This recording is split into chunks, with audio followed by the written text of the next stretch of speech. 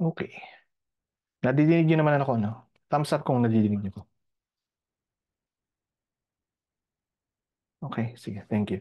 So, tulad nung nabanggit ko dun sa email or probably sa last meeting, may in-skip tayo na sections dun sa chapter 5 and magpo-proceed tayo ngayon sa chapter 6, particularly sa perturbation theory. Okay, so basically, ang perturbation theory um, is about considering yung mga potentials, okay, na sort of paano ba, nagpa-perturb dun sa system. So it can be a small potential or a potential that is non-uniform tulad ng ginawa natin, not the same as yung ginawa natin before. Okay. And it could also be time-dependent potentials. Okay. So, ngayon, ang pag-aaral natin ay time-independent perturbation theory. Okay. So, we will start with yung non-degenerate perturbation theory. So, we have lesson is about independent perturbation theory. Okay. And particularly, ito yung non-degenerate perturbation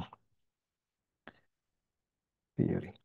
Okay. So pag sinabing non-degenerate, ibig sabihin yung eigenvalues ay unique, okay, for a particular eigenfunction. Okay, so we will begin with yung time-independent Schrödinger equation for some potential. Okay, so ang notation na gagamitin natin, okay, tulad ng ginagawa natin before, is H psi sub n equals sa E sub n psi sub n. Now, dadagdagan natin itong notation ito ng superscript na 0 or not, kung gusto niyo. Okay, magiging clear yung ibig sabihin ng superscript niyan in a little while.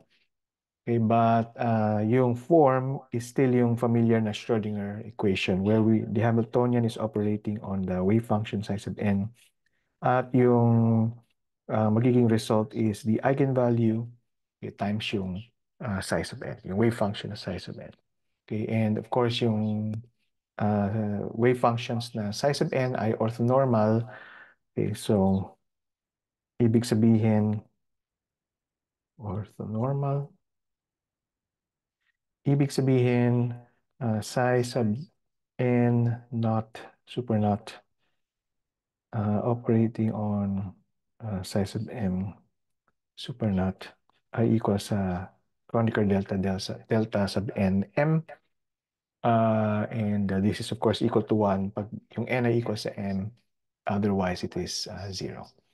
Okay, so ang idea dito sa perturbation theory is that magsosolve tayo ng Schrödinger equation na merong additional na potential, okay, which perturbs the system. So, ang gusto natin isolve talaga is H psi sub n, E sub n, psi sub n. Okay. Now, itong H na ito includes the perturbation. Okay. And itong E sub n na ito also includes, okay, yung perturbation. Okay, so we can say na yung perturbation theory is a systematic procedure for approximating approximate solution, for obtaining approximate solutions dun sa perturbed na problem. And the way to go about this is to first write yung Hamiltonian. Okay, itong Hamiltonian na nag-include ng perturbation as H super naught plus lambda H prime. Okay, na kung saan itong H prime, yan yung perturbation. Okay. Now, yung lambda, okay, is just a parameter na gagamitin lang natin to derive yung mga correction terms. Okay. And hindi naman siya significant at this point. Okay. Or actually, hindi siya ganun ka-significant. Gagamitin lang natin siya as guide in a little while. So, it can be any number and particularly, it's just a small number, okay, that we will use as a guide to derive yung ang tawag dito, perturb terms. Okay. So, ang gagawin natin ngayon is we're going to write yung wave function, okay, as a power series. Okay, meaning we write psi sub n to the 0 plus lambda psi sub n to the first power plus lambda squared psi sub n to the second power, and so on and so forth. Okay. So, naintindihan nyo na ngayon kung bakit merong superscript na not dito sa term na ito. Kasi ito yung unperturbed na Hamiltonian. Unperturbed na Schrödinger equation. Okay. So, similarly, expand din natin yung exponential, yung eigenvalue as e sub n not plus lambda e sub n to the first power plus lambda squared e sub n to the second power and so on and so forth. Okay. Now, itong e sub n ay tinatawag natin na first order correction term.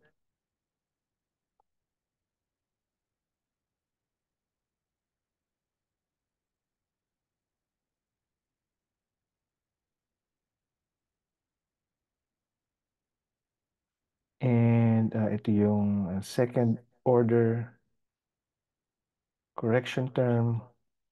Okay, and so on and so forth. Okay. Ngayon, ang gagawin natin is i-plug in natin itong mga equations na ito, okay, dun sa ating perturbed na Hamiltonian. So, ibig ko sabihin is we are going to plug that in there, and this one, oops, and this one in there. Okay, at titignan natin ngayon kung ano yung makukuha natin. Of course, itong H, lalagay din natin dyan. Yung Hamiltonian, lalagay din natin dyan. Okay, so from H psi sub n equals to E sub n psi sub n, we get a H not plus lambda H to the first power, or H prime. Okay, and then yung expanded na wave function, psi sub n lambda psi sub n to the first power plus lambda squared psi sub n to the second power, and so on and so forth, equal yan sa e sub n plus lambda e sub n to the first power plus lambda squared e sub n squared plus so on and so forth, and then lambda to the 0 plus lambda to the first, lambda times psi sub n to the first power plus lambda squared psi sub n to the second power. Okay. Okay.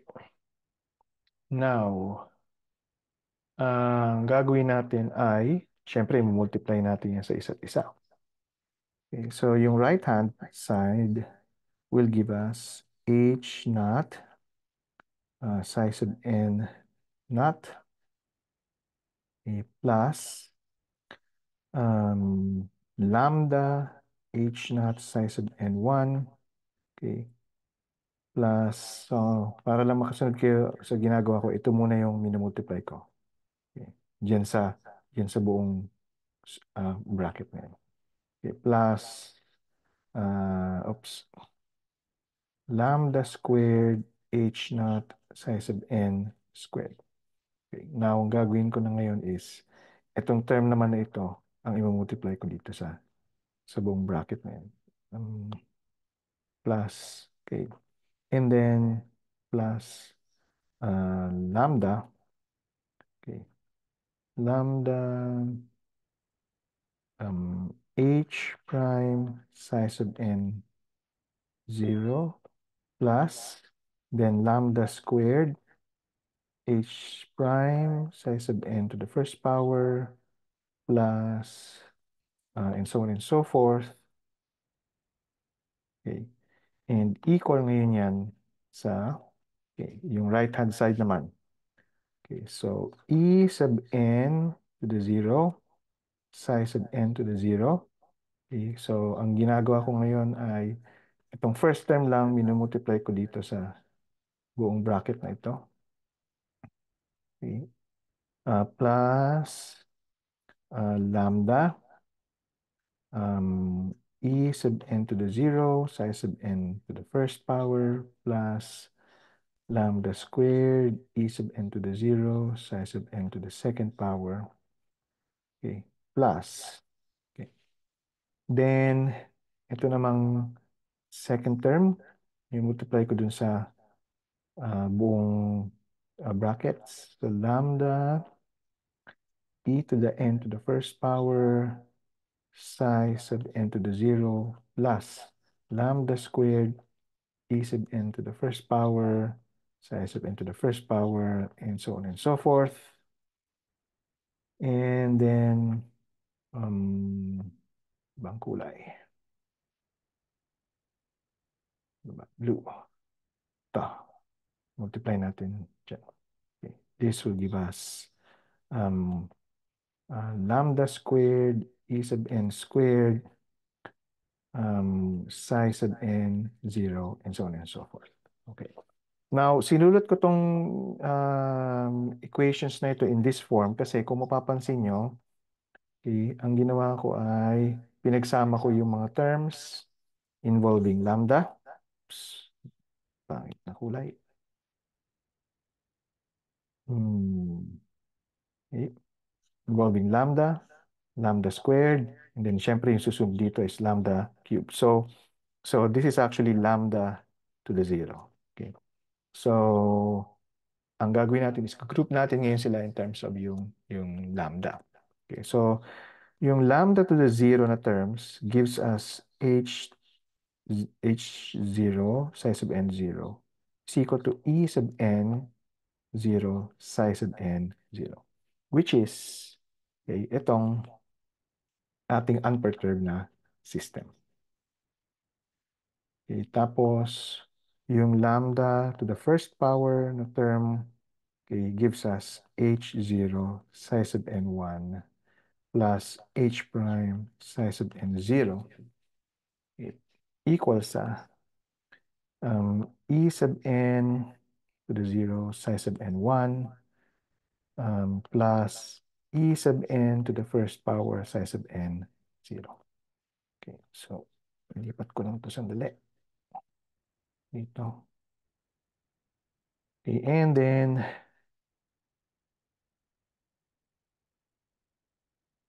yung lambda squared na terms, okay, gives us h naught psi sub n squared plus h prime psi sub n to the first power plus two terms lang.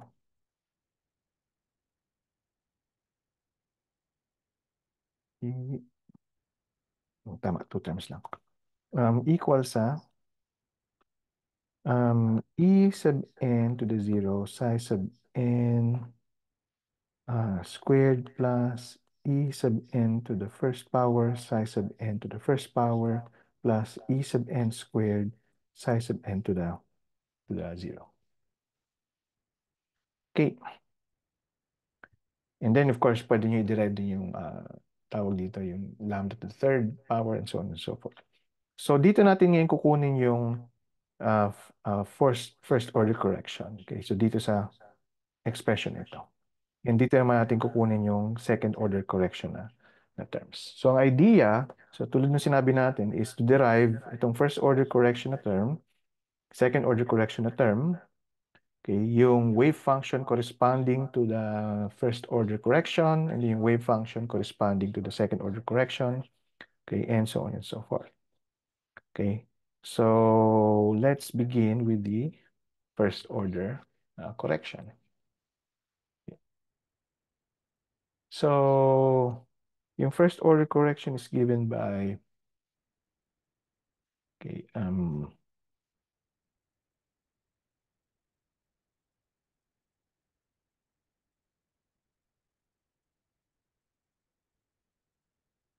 okay, uh, H naught psi sub n1 is plus H prime psi sub n0 is equal to E sub n psi sub n1 plus E sub n to the first power psi sub n0.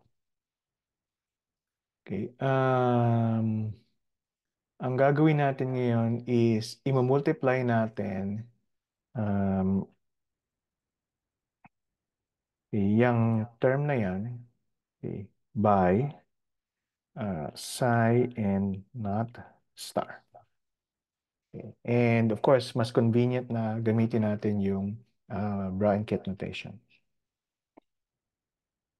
So in Bra-Henket notation, okay, since ito ay nakatawag dito, asterisk, complex conjugate, or in general, naka-adjoint. So we can write psi sub n naught h naught psi sub n to the first power plus psi sub n naught h prime psi sub n0 equal to e sub n psi sub n0 psi sub n1, okay, plus e sub n prime e sub n to the first power psi sub n 0 psi sub n 0. Okay. Ngayon, alam natin yun na yung Hamiltonian is Hermitian, which means we can do this.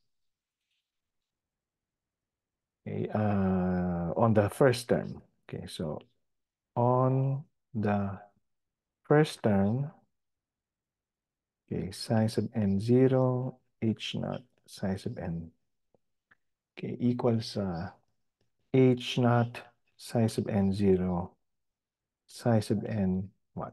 Okay? Again, magagawa natin yan dahil nga Hermitian, di ba? So essentially, nilipat natin yan doon. Now, we know what this is. This is the ground, this is the unperturbed state. Okay? And that will give us E naught psi sub n naught psi sub n1. Okay?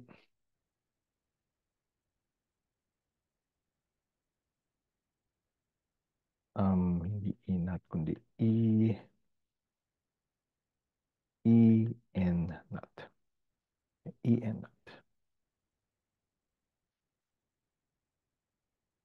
Okay? Now, and tinreat natin dito yung first term. So, yan, first term yan. Okay. And we can see na it's na yung resulting na yung result actually is the same as this one. So these two actually cancel out.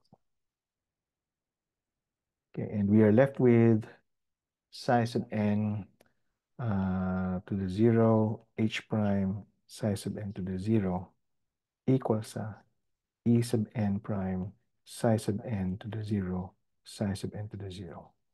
And of course, from orthonormality, ito ay equal lang sa 1, and we are left with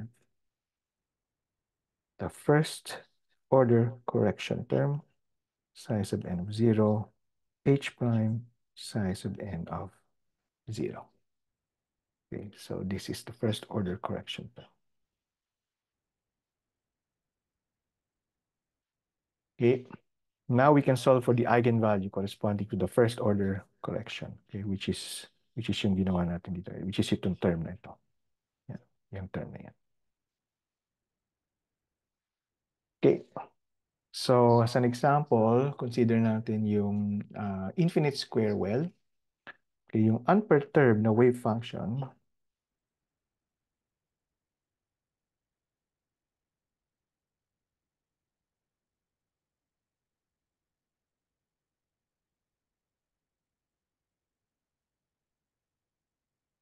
So, the unperturbed wave function is given by psi sub n naught of x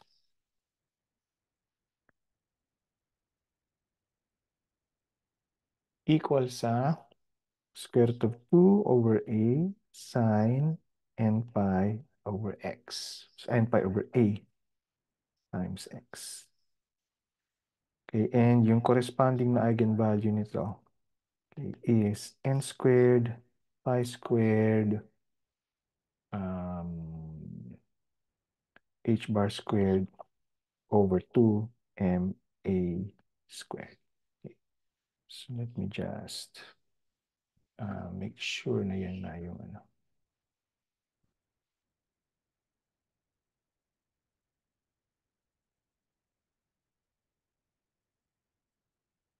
Okay, sige. So, um, ang gagawin natin is iperturb natin yung system. Okay, so how do we uh, perturb the system? So let's assume na merong perturbation, okay, which is equal to V naught. At ang perturbation is, ang gagawin niya basically is ililift niya yung tawag dito, yung potential inside the well from 0 to some value V naught. Okay, so ito yung ibig ko sabihin. Okay, dali.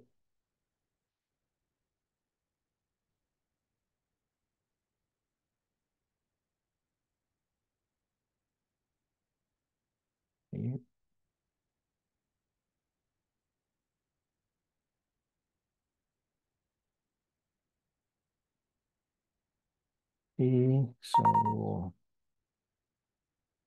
yeah. So ito yung ating perturbation. Okay, so kung mapapansin nyo rito, sa infinite square well before, when we studied it, inside the well, yung potential ay 0. Pero dito, nagdagdag tayo ng potential na V naught dun sa loob ng well. Okay, so yan yung ito yung ating perturbation. So that's the simplest perturbation that you can have. Okay, and ang ibig sabihin niyan is that we can write yung Hamiltonian, okay, yung H prime is equal to V naught. Okay. So yung ating first order correction term, okay, according to this equation, okay, is psi sub n naught H prime psi sub n naught. Okay, and ang psi sub n natin is given by that. So that will be equal to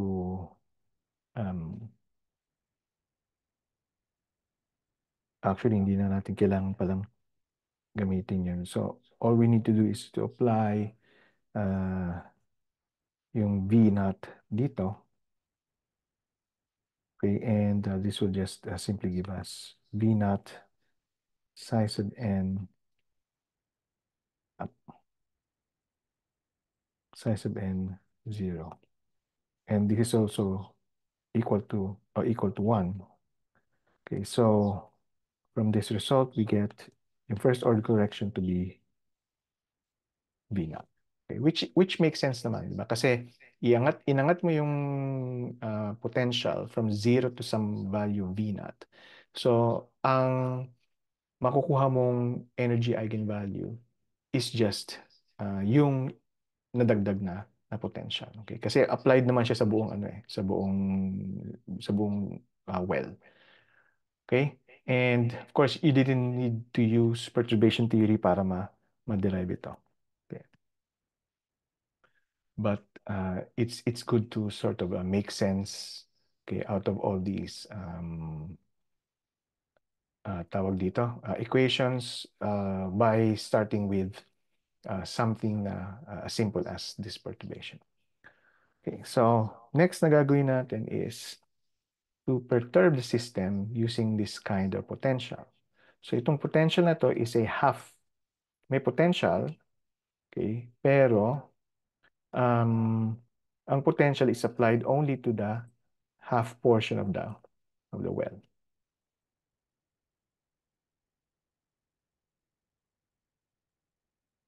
Okay, sandali. I-drop ko lang yung figure.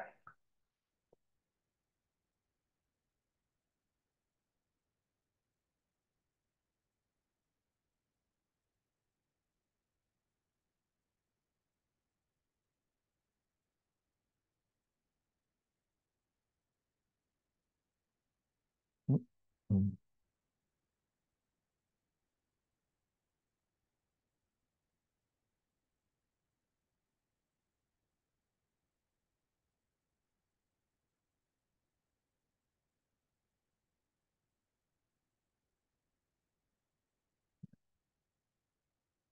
Okay, so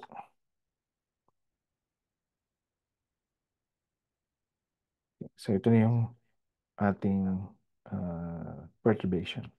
Okay. So in this case, we have a potential that is only applied to half of the well. Okay, so anong gagawin natin dito ngayon? Okay, so we apply yung ating equation. Okay, E sub n1, okay, E sub n1 is equal to psi sub n0, and then V naught, which is only applied dun sa range, okay, nung potential. And we know that we can write this as an integral, okay, of. Okay. So, dalawang beses natin, ito i-multiply natin to sa isa't isa, twice.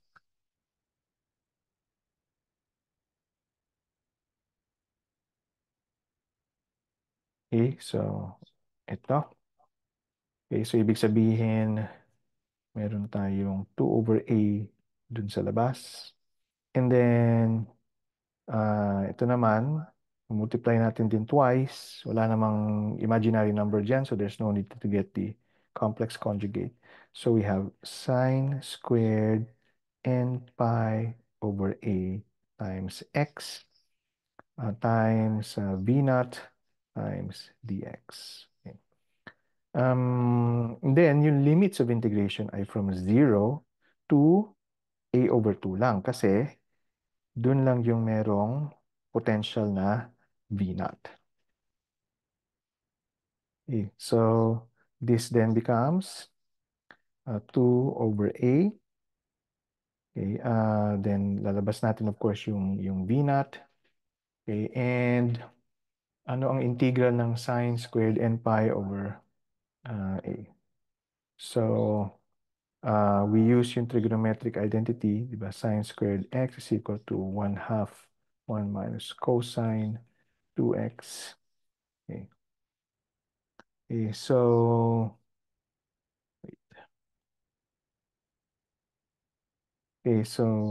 if we do that, we have 1/2 integral from 0 to A over 2 ng 1 minus cosine 2n pi over A x, okay, dx. Okay, the first term, okay, so equal to sa 2. Wala na yan. Tanggalin natin yung 2. So we have V naught over 2. Okay, ang first term will give us dx. So 1 lang to. So x. So A over 2 minus 0. Okay. Then minus. Okay, tapos ito naman is cosine. Sorry, sine.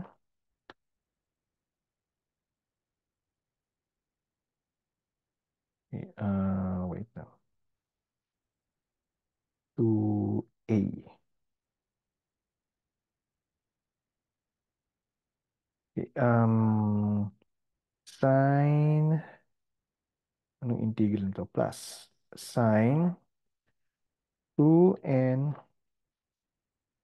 2n pi over a times x, then evaluated from 0 to a over 2. So equal yan sa v naught over 2a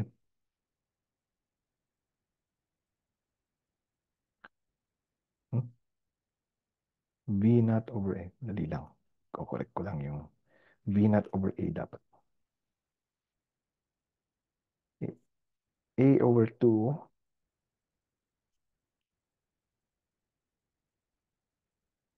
Sorry. Meron pa palang ano dito. 2n pi over a. Okay, nakasama dyan. Okay, and so we have a over 2n pi. Then sine ng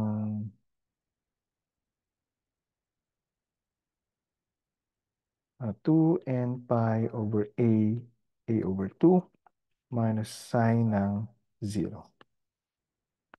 Okay, so this is just 1.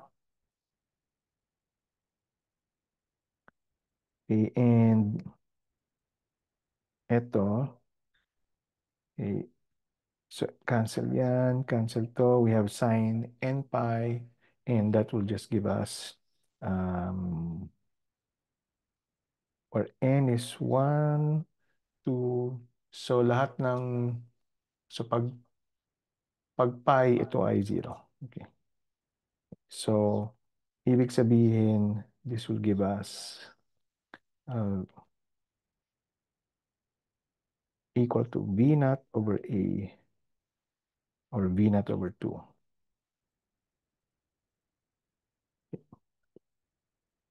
Sorry, ang sign of 0 is 0.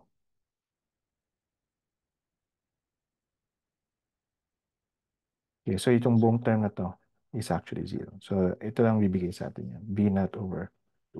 So ito yung ating E n prime. Okay, okay, which again, okay, somewhat makes sense. Okay, considering na ang in-evaluate lang natin ay itong region na to between 0 at saka a over 2. Okay. Okay. Now, if you have any questions, wag na kayo magtaas ng kamay or whatever. Ang gawin nyo lang ay magsalita na kagad kayo kasi hindi ako nakatingin sa ano eh. Sa sa tawag dito. Sa list of students. Hindi ko nakikita yung screen kasi dito ako nakatingin. Okay, so kung may tanong kayo, just turn on your mic and just ask your question.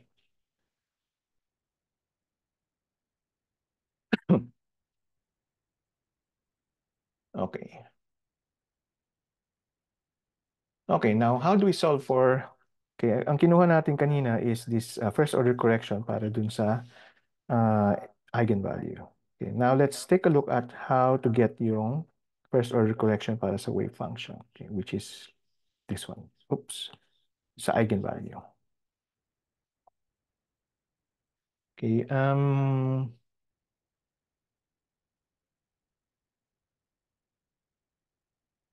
okay, so ang task natin, remember, is to get psi sub n, yung first order correction para sa wave function. Okay. So, from itong equation na ito, from this equation kanina, okay, itong equation. Yeah, this equation. Okay. So, gagawin natin is pagsasamahin natin lahat ng mga psi sub 0 at saka psi sub 1. Okay, so ito at saka yan. So, ililipat natin yung isa dun sa kabila at ito ililipat natin dun sa kabila. Or vice versa. Okay, so what we'll get is h naught minus E sub n naught psi sub n1 is equal to negative H prime minus E sub n1 psi sub n0. Okay, so um,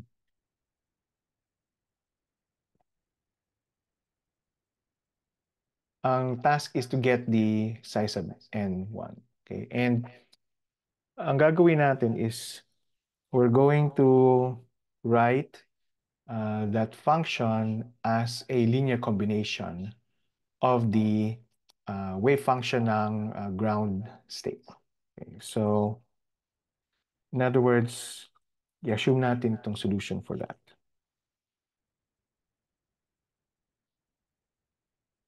Okay, yung C sub m to the n ngayon dito ay yung coefficients ng psi sub m to the 0.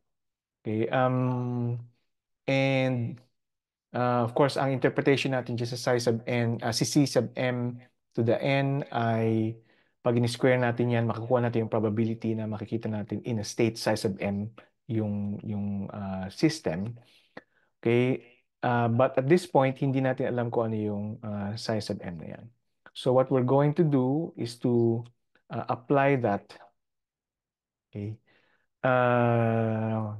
Yung wave function na yan dito. Okay? At titignan natin kung paano natin makukuha yung psi sub m. Okay? So, h naught e sub n 0 sum m not equal to n c sub n to the n psi sub m of 0 equals sa negative h prime minus e sub n prime e sub n1 psi sub n to the 0. Okay, so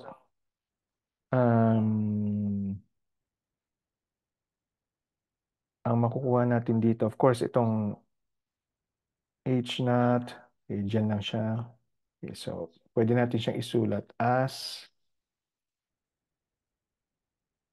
sum from m not equal to n ng e sub m to the 0. Okay, that's what we get when we apply h naught, when we operate h naught on psi sub m. Okay, minus, then ito, okay, e sub n naught, and then yung coefficient na c sub n to the n, and of course, yung psi sub n to the 0 equals to negative h prime minus e sub n to the first power psi sub n to the 0. Okay, then we multiply this again by psi sub L na star, tulad ng ginawa natin kanina. And isulat natin to in Bryant-Kit notation. So sum from m not equal to n ng e sub n to the 0 minus e sub n to the 0, c sub n to the n, and then we have psi sub L to the 0, psi sub m to the 0 equals sa, okay, so negative psi sub L to the 0 ng h prime psi sub n to the 0, okay,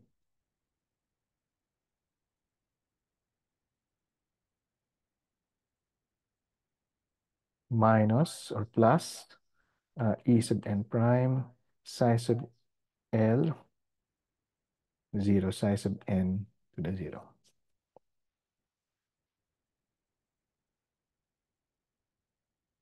Okay.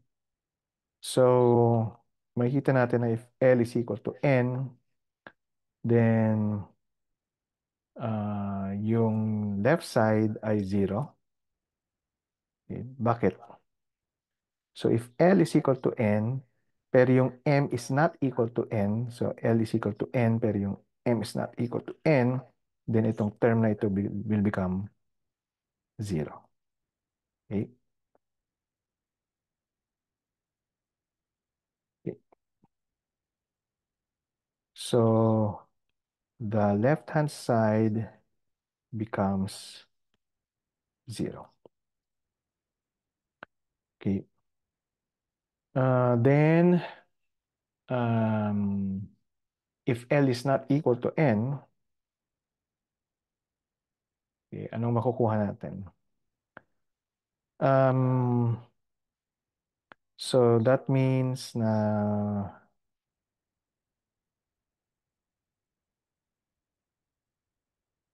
ang matitira dito, okay, is E sub L to the 0 minus E sub N to the 0. Okay. C sub L to the N. Okay. So again, L is not equal to N. So ang matitira lang ay itong term dun sa C, dun sa summation. Okay. And then this will be equal to, okay, of course, since L is not equal to N, ito ay magiging 0. Okay, if L is not equal to N, okay, and we are left with negative psi sub L of 0, H prime psi sub N of 0. Okay, so now we have um,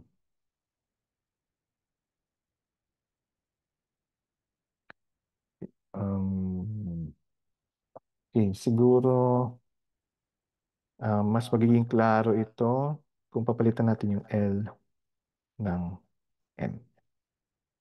Okay, so remember, okay, L cannot be equal to N. Okay, pero pwede siya maging equal sa M. So pag sinam natin ito over all values, including M, the only term that will survive is when L is equal to M. So kaya dito, E sub M tsaka C sub M to the N. Okay, so yung C sub N to the N ngayon ay equal sa, okay, psi sub M to the 0, H prime, okay, remember, pinilitan natin ito ng, or L is equal to M, okay, and then psi sub N to the 0, all over, E sub N to the 0 minus E sub N to the 0. Okay, pinagbaliktad ko rin itong dalawa kasi may negative sign tayo. Okay, so now we have obtained the coefficient. Okay. Ang gagawin na lang natin is ipa-plug in natin siya dito sa ating working equation, which is this one. Okay, okay, so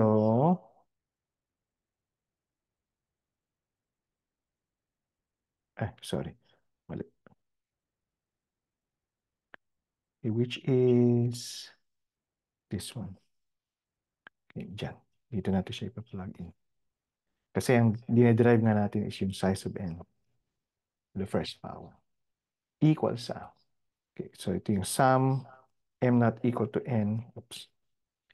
Okay, then, okay, yun yun ano. Ito. Then yung coefficient. Coefficient is psi sub m to the 0, h prime, psi sub n to the 0 over e sub n 0 minus e sub m 0.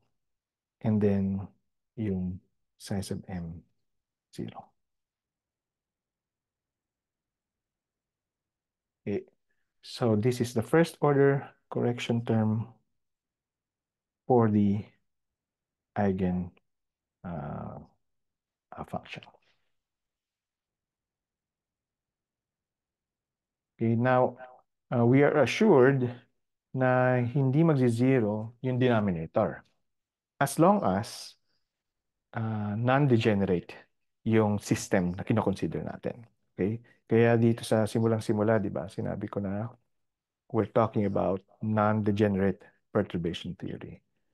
Okay, so after this section, ang pag-aaral naman natin ay yung degenerate na perturbation theory. Okay, so now let's consider a few examples. Okay, so problem 6.1. Any questions? Clear ba?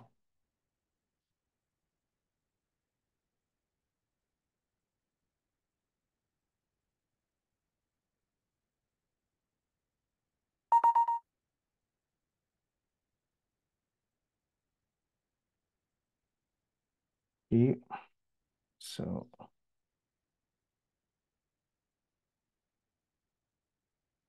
hmm,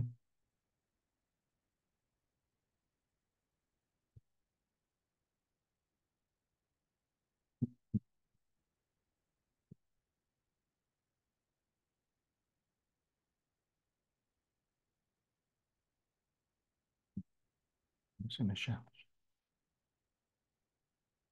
Oh,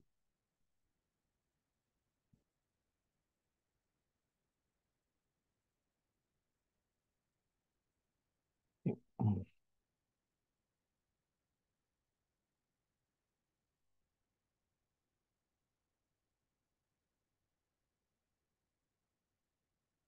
hmm.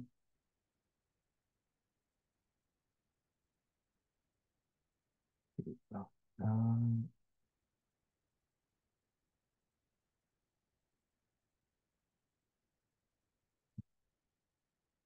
okay, so problem 6.1. So suppose we put a delta function bump in the center of the infinite square well. Okay, so anong itsura nung bump na yan? So, kung infinite square well siya, di ganyan yung itsura niya, di ba? So, from 0 to A.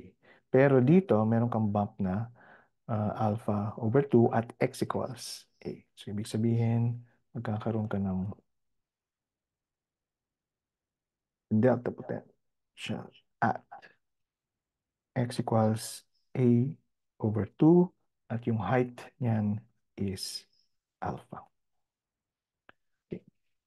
So, yan yung ating perturbation. Okay, so, anong gagawin natin dyan? Okay, so, this is still an infinite square well.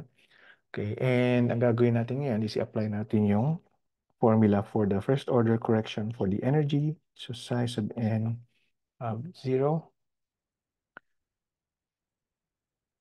okay, h prime psi sub n of 0.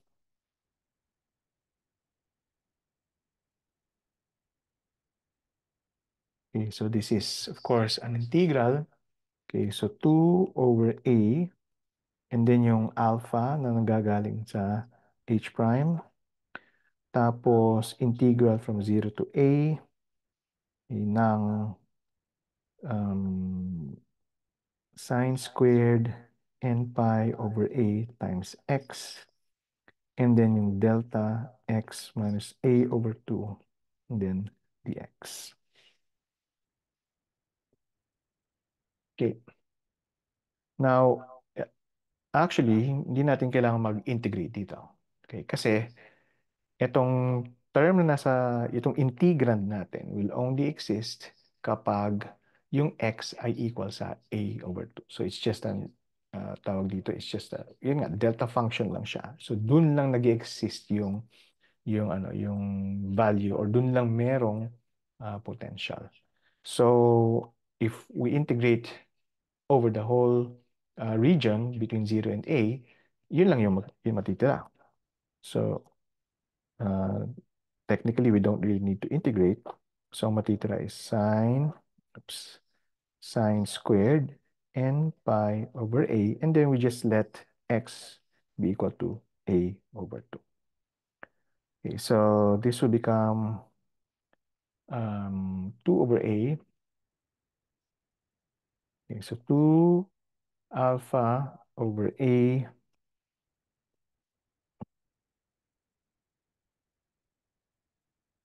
sine squared n pi over 2. Okay, now yung n dito, remember, is an integer. Okay, and if n is an even function, okay, then yung sine squared will become 0. Pero if n is odd, then yung sine squared is just equal to 1. Okay, so of course magiging 1 yan at saka negative 1, pero ini-square natin ito. Okay, so this essentially becomes E sub n prime is equal to 2 alpha, sorry, is equal to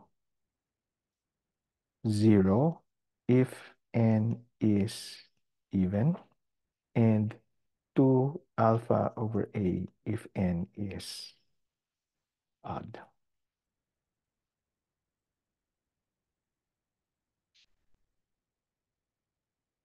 Okay.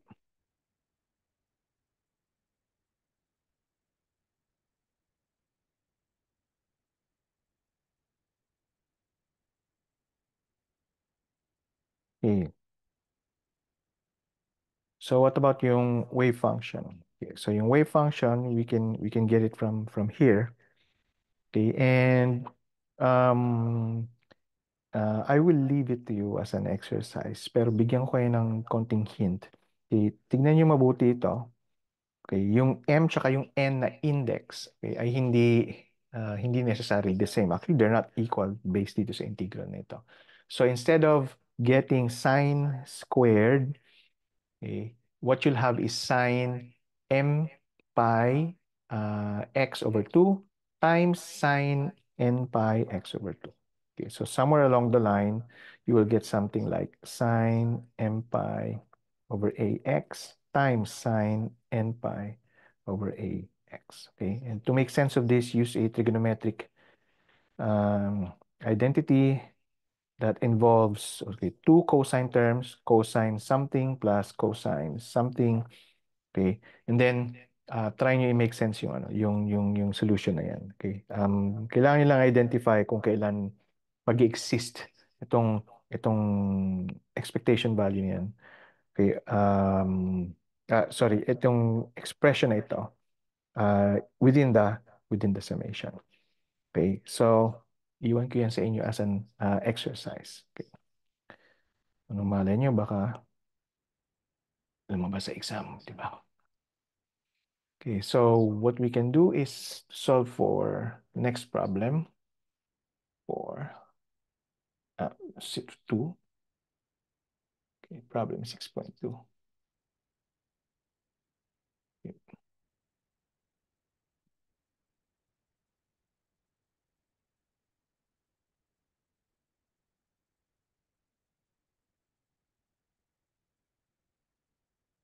Okay.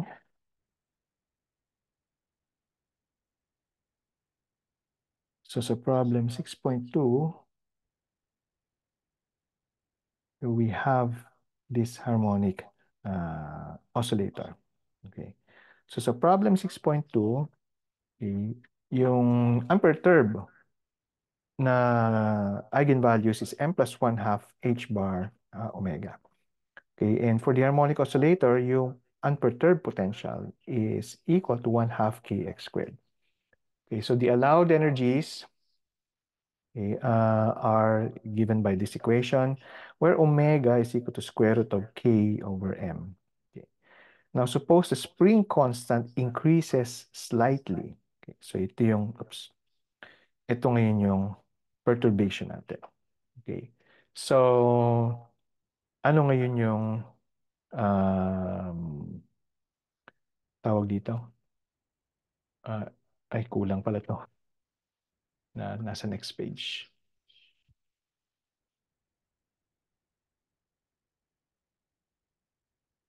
Okay. So, gagawin ko, gagawa na lang ako ng bagong.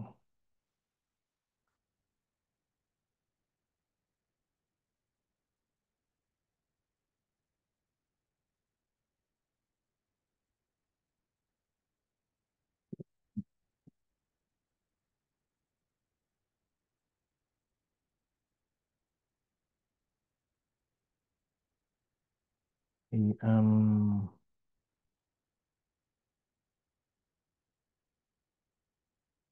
we have this. And then,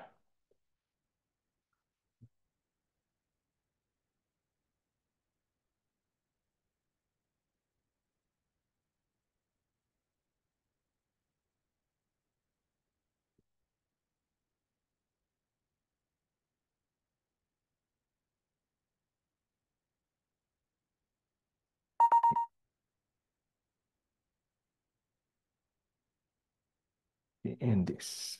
So yung succeeding instructions. So find the exact new energies. Okay. Expand the formula as a power series. So 6 point, I think this is 6.9. Okay.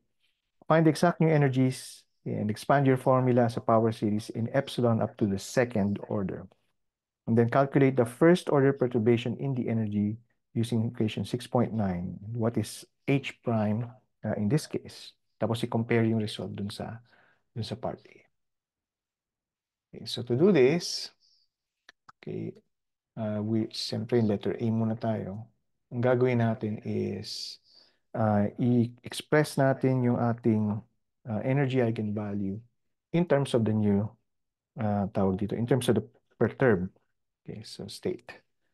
So n plus 1/2 h bar omega to the first power, omega prime. Okay, so yung en prime na yan yung ano, um, perturbed na eigenvalue. Okay, and how do we express that? Okay, paano natin isisingit ito? Okay, syempre, alam natin na related yung k dito sa omega. Kaya natin lagyan ng omega prime dyan. Okay, so ang gagawin natin is we let omega prime be equal to, so if omega is equal to square root of k over m, then omega prime is equal to yung correction, 1 plus epsilon k over m. Okay, kasi ito yung k prime. So yan yung k prime. Okay, so pwede natin itong isulat as square root ng k over m plus epsilon k over m. Okay, or square root ng k over m 1 plus epsilon. Okay, so ang omega prime ay equal sa ito, it's just this. So omega tapos square root ng 1 plus epsilon. So yung omega prime ngayon ay equal sa omega square root ng 1 plus epsilon. So gagamit tayo ngayon ng power series, okay? Para expand itong square root. So we have omega, okay, 1 plus 1/2 epsilon minus 1 over 8 epsilon squared plus 1 over 16 epsilon cubed minus 1 over 32 epsilon to the fourth power, okay, and so on and so forth. Which means na yung ating perturbed na energy ay equal sa n plus 1/2 h bar omega, okay, 1 plus 1/2 epsilon minus 1/8 epsilon squared plus 1 over 16 epsilon cubed minus, okay, so on and so forth. Okay, so dito hindi tayo gumamit ng perturbation theory kasi medyo straightforward yung pag-calculate ng first order correction. In fact, this is the first order correction. Okay, this is the second order correction and so on and so forth. Sa second part, okay, i-calculate natin yung first order perturbation, okay, gamit yung natutunan natin na, okay, equation. Okay, so we have E sub n1 equals sa psi sub n0 h prime psi sub n0.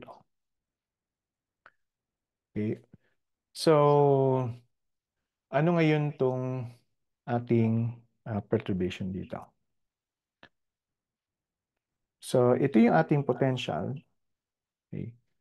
Ano mangyayari dyan sa potential na yan? So yung perturbation natin, okay, so h prime is equal ngayon sa 1/2 k prime x squared, excuse, minus 1/2 k x squared. Okay. Yung perturbation is always the difference between yung total na perturbed na potential at saka yung origin na perturbed na potential. Na yung K prime, tulad ng sinabi natin kanina, is 1 plus epsilon times K. So we write this as 1 half 1 plus epsilon times K x squared minus 1 half K x squared. And itong first term is actually 1 half kx squared minus 1 half kx squared. So we are left with epsilon times 1 half kx squared. Okay, and we can write this as epsilon times v, okay, na kung saan yung v, okay, is given by this. Okay. Okay. At yan yung ipapasok natin ngayon, yan, dito. So,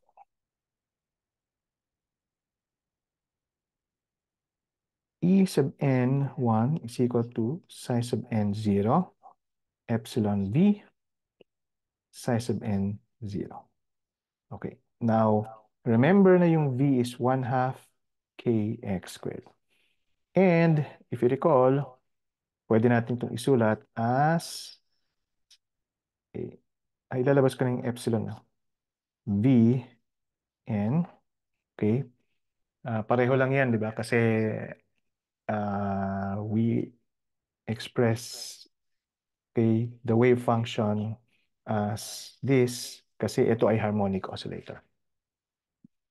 So, epsilon, then may 1 half k tayo doon. So, over 2 times k, and then we are left with, okay. Now, naalala niyo ba kung paano isolve yan?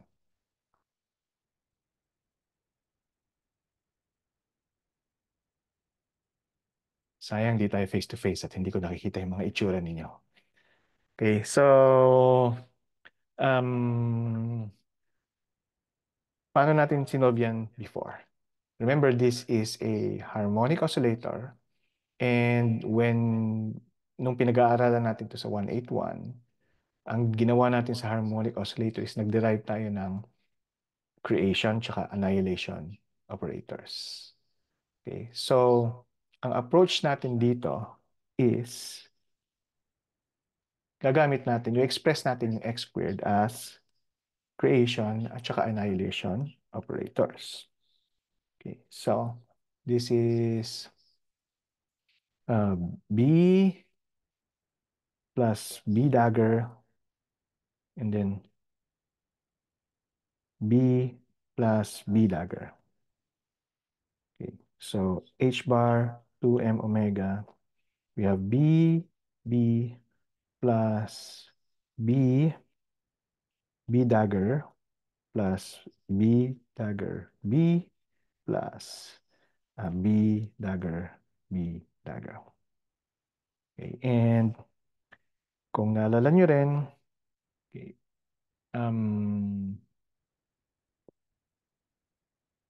meron tayong expression for B operating on the wave function N. Okay. So mangyayari, no? Ayusin ko lang yung solution natin. So x squared operating on N. Okay, we have H bar 2m omega. We have that B plus B dagger plus B dagger, B plus B dagger, B dagger operating on the wave function N.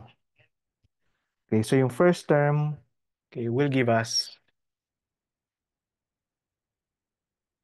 a BB dagger. Okay, so square root ng N times N minus 1. Okay, tapos N minus 2. Okay, kasi ang ginamit natin dito ay B operating on N is equal to square root of N, then N minus 1. Kasi ang B dagger operating on N is square root ng n plus 1, and then get n plus 1. Okay, plus. Okay. N plus 1, n, get n, plus n, get n, okay, and then plus square root ng n plus 1, n plus 2, and then n plus 2. Okay, so what this gives us is then h bar over 2m omega. Okay. This operating on that, okay, orthogonal sila, so 0 yan. And this operating on this, it will give us m plus 1. Tapos ito operating on this will give us n. And then ito operating on this will give us 0. So we are left with 2n plus 1 h bar over 2m mega.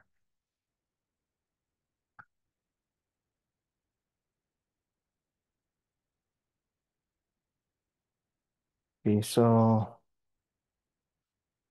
asa na tayo? Dito tayo sa en prime. En1 is equal to e epsilon over 2k. Then we have h bar over 2m omega. Tapos 2n plus 1.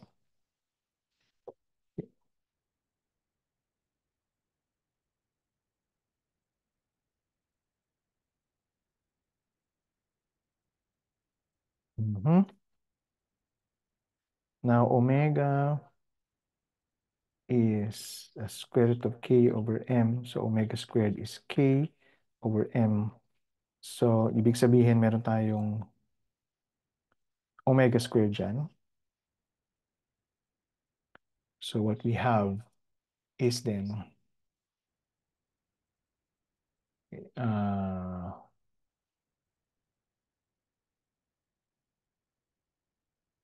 wait, ayusin ko lang.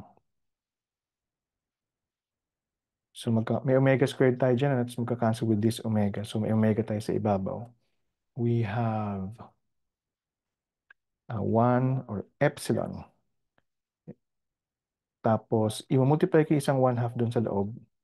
So we end up with 1/2 h bar omega. Tapos ito magiging n plus 1/2.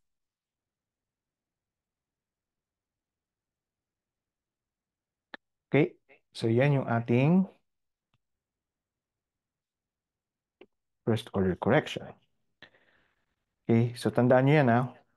Epsilon 1/2 h bar omega n plus 1/2. Let's compare that with this. So we have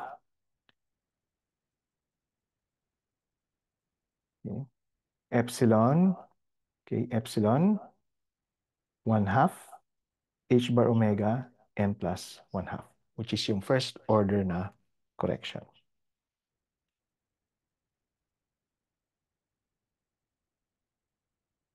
Okay.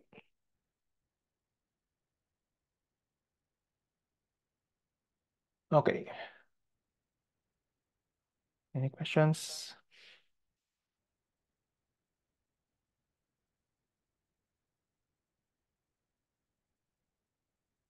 Okay. So ngayon, ang gagawin natin ay i-derive natin yung second order energy. Okay. Second order na perturbation energy. Okay, and to do that, we go back here. Okay, dito sa term na ito. Okay, so ito yung gagamitin natin na expression. Okay. Okay, and ang gagawin natin is i-multiply din natin yung expression na yan with the complex conjugate of psi sub n0 in the same way na ginawa natin dito sa expression na ito. Okay, so what we'll end up with is, so psi sub n0 h naught psi sub n, okay, plus psi sub n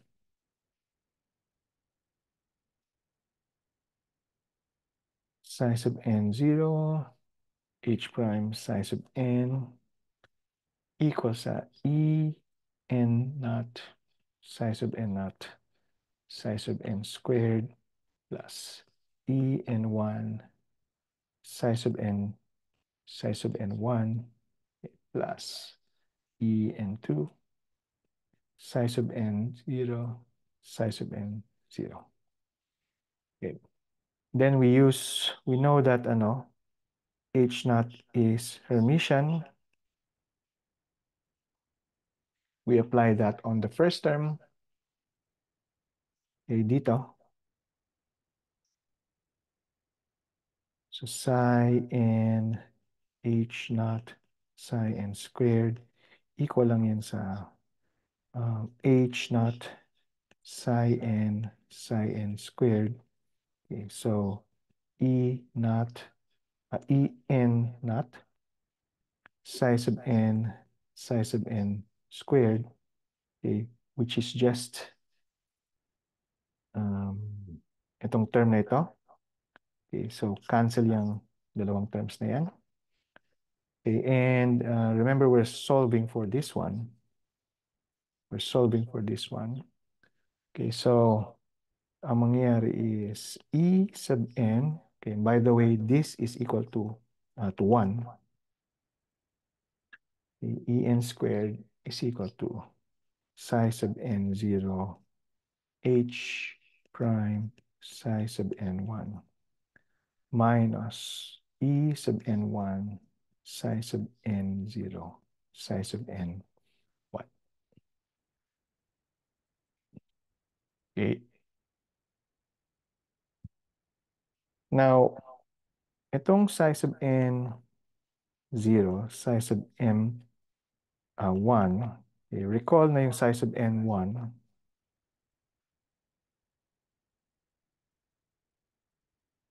is given by this. Okay? So, yan yung ilalagay natin ngayon dun sa expression. So, this gives us, okay, syempre yung summation muna. So, sum m not equal to n, and then c sub n, okay, and then psi sub n0 plus psi sub m1. Psi sub m0, sorry. Now, here's the clincher. M is never equal to n. So, ibig sabihin, sorry, ito, okay, ay equal to 0. So, itong term na nandito will be equal to 0. So, we are left with en squared equal to psi n0 h prime psi n1. Okay, and we know na yung psi n1 nga, okay, yung expression na nakita natin kanina, okay, so this will become en squared, okay, sum m not equal to n, and then c sub m n psi sub n 0 h prime psi sub m 0. And tapos alam natin yung expressions for c sub m. So ipasok natin yun dyan sa ating expression, we have psi sub sum from m not equal to n, okay, and then yung c sub m is psi sub m0 h prime psi sub n0 over e sub n0 minus e sub m0. And then ito, okay, so that's psi sub n0 h prime psi sub m0. Okay, now note, tignan nyo itong dalawa.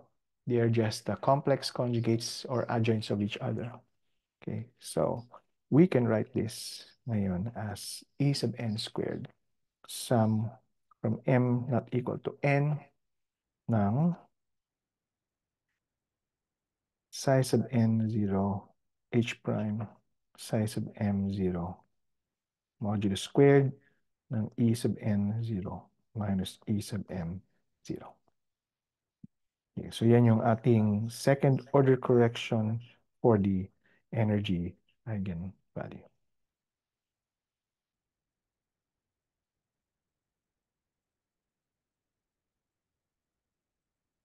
Okay, so walang tanong.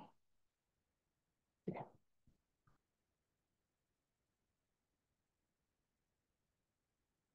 Okay.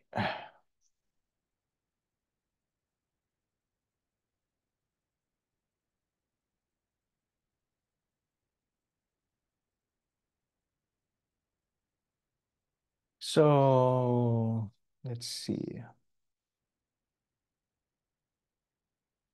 10 minutes. Sige, kaya siguro.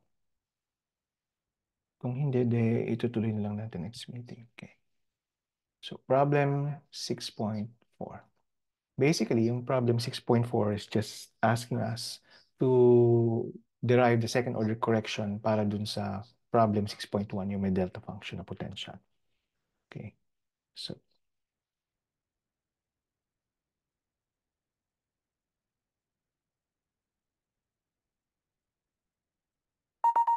okay.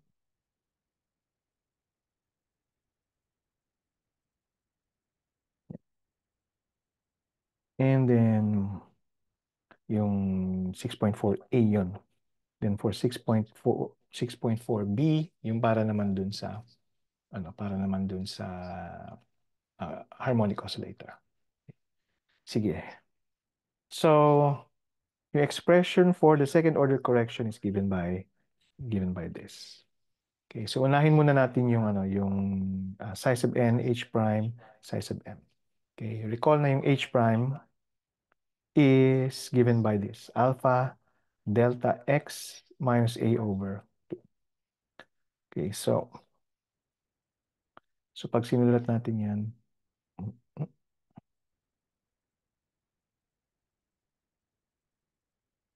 okay, so yung psi n 0, h prime psi n 0 ay equal sa, okay, 2 over a alpha.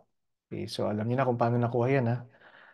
Okay, from 0 to a, and then syempre yung m pi over a times x, and then yung Kronecker delta na x minus a over 2, then sine n pi over a times x, and then dx. Again,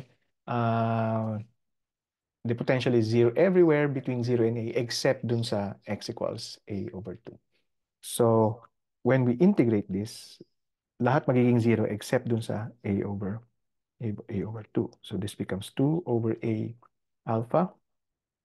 Okay, sine ng m pi over a times a over 2 times sine ng n pi over a times a over 2. Okay, pag sinimplify natin, this gives us 2 over a alpha. Okay, sine m pi over 2 sine n pi over 2. Okay. So, ano ibibigay sa atin yan? Okay, mas madaling i-analyze ito pag sinulat natin itong expression na ito in terms of yung cosines. Actually, ito na yung kailangan niyong gawin para dun sa 6 point, ano ba yung sinabi ko kanina? May gagawin kayo dito, di ba? Or may problem na ito yung nag-involve. So, yung wave function, okay. Okay, so this will give us cosine m minus n tapos pi over 2, okay, minus cosine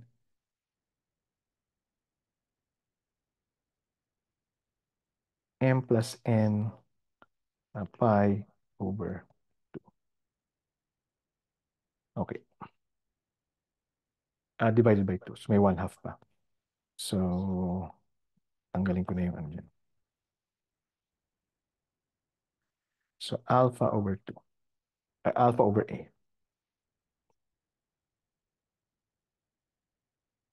Okay. So, tingnan nyo, may pi over 2 dito. Okay. So, anong mangyayari dito? If both m and n are even, okay, pag even yung m tsaka n, so yung sum na yun is also even. Diba? And that will give us 0. Tama? Ay. Hindi, sorry. Uh, pi over 2. Hindi, tama. 0. Kasi pi over 2 siya. Okay. Pero pag add sila, hindi necessarily 0. And in fact, um, pwedeng mag-add up itong expressions na ito. Okay.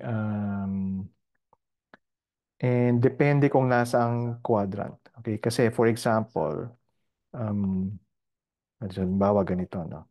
So let's say m is equal to 1, n is equal to 1. So both, itong term na ito, of course this will become 0, pero itong term na ito ay nandito sa, so 2 pi, so nandito siya banda.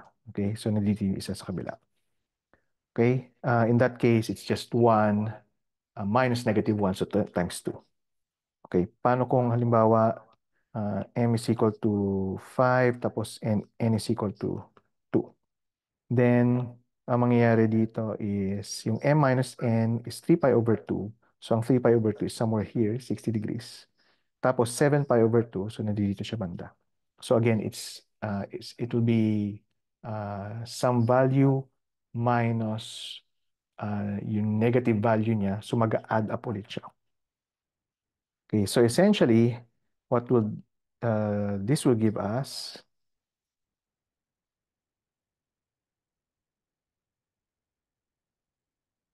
size of m0, h prime, size of n0, plus or minus 2 alpha over a. Okay, may minus sign dyan kasi depende kung nasaang quadrant siya. Okay, kung nandun siya sa third quadrant at sa first quadrant, yung third quadrant ay manggagaling dito sa term na ito which has a negative sign at yung first quadrant magagaling dito. So mag-add up lang yung dalawang negative signs na yun. Okay, and tawag dito. That will give you yung negative sign dito sa term na ito. Okay? So, yan yung para sa tawag dito, sa numerator. Ito. So, yung e sub n squared natin ngayon is sum from m not equal to n, and it's important na odd values lang yung m at saka n. Then we have, okay, so squared naman yan. Okay, yung numerator is squared. So actually mawawala yung effect ng plus or minus sign. So we have 2 alpha over a squared. Okay, ang matitira na lang is 1 over e sub n0 minus e sub m0. 1 over e sub n0 minus e sub m0. Okay, and recall na yung e sub n, okay, 0 is n squared pi squared h bar squared over 2ma squared. Okay, so we can write this as e sub n squared equal to sum for m not equal to n ng odd times 2 alpha over a squared, okay, times 2